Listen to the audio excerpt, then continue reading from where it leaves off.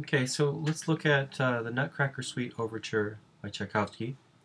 Make sure you listen to it on Spotify first. It's in B flat major. Notice that there's a pedal tone at the beginning. I'm just going to analyze the chords here. This one is a secondary chord, tonicizing F or 5. Going to a little bit unusual resolution here. Instead of a 5, it's going to a 7, half diminished. Come back to the tonic. Then add a Te to that, and it becomes a secondary of 4.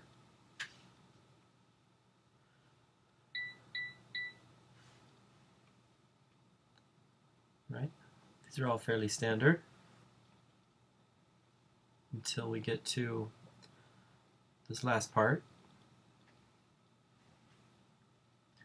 Looks like it's a half cadence. But before that, I have a C, E, G, B flat, and also a D.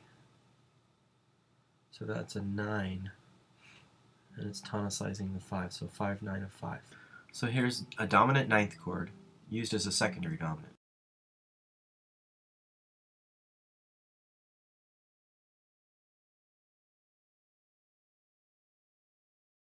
The second piece I want to look at also has some dominant ninth chords in it. I'm sorry this is kind of blurry. This comes from his Romeo and Juliet Overture, which is a famous overture based on the Shakespeare. This one's in D flat. Starts out with some diatonic chords, 1 and a 5, 5, 2 to 1, 6. Now we see some altered chords. This is C, E, G, B flat, also D flat, right? So this is another ninth chord. The D flat is a part of the chord until it resolves. So that would be a 5 of F, right? We have a C. Notice we're going to an F chord, then a B flat chord, an E flat chord. Looks like a sequence, huh? A flat and a D flat. All of those give me my the circle of fifths, right? Okay, so that's a pattern we're familiar with. Anyway, so but going back to the C9 chord, that would be a 5, 9 of F, or 3, 5 of 3. So next we would go to an F chord, which would be a 3 chord, except this one is altered, right? We get an A natural there.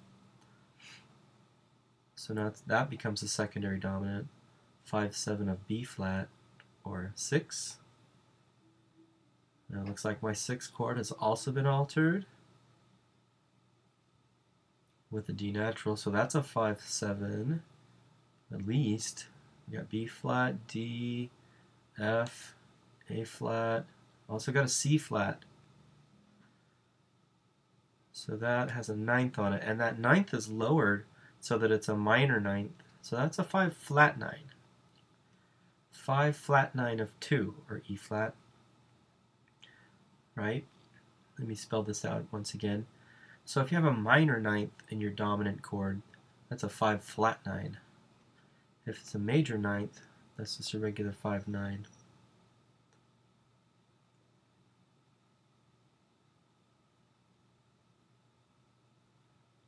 Okay, now moving on with the progression.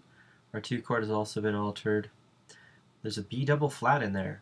So it's E flat, G flat, B double flat, D flat. That makes it a borrowed chord because we borrowed the lay from the non-existent key of D flat minor. A regular old 5. Now this one, does it have a 9th on it? A flat, C flat, or A flat, C, E flat, G flat, B flat. Actually, that 9th resolves down to Do, before the chord resolves, so that's just a 9/8 suspension. So ninth chords keep the ninth, but this one, the suspension resolves a 9/8. So it's just a 5/7 going to 1.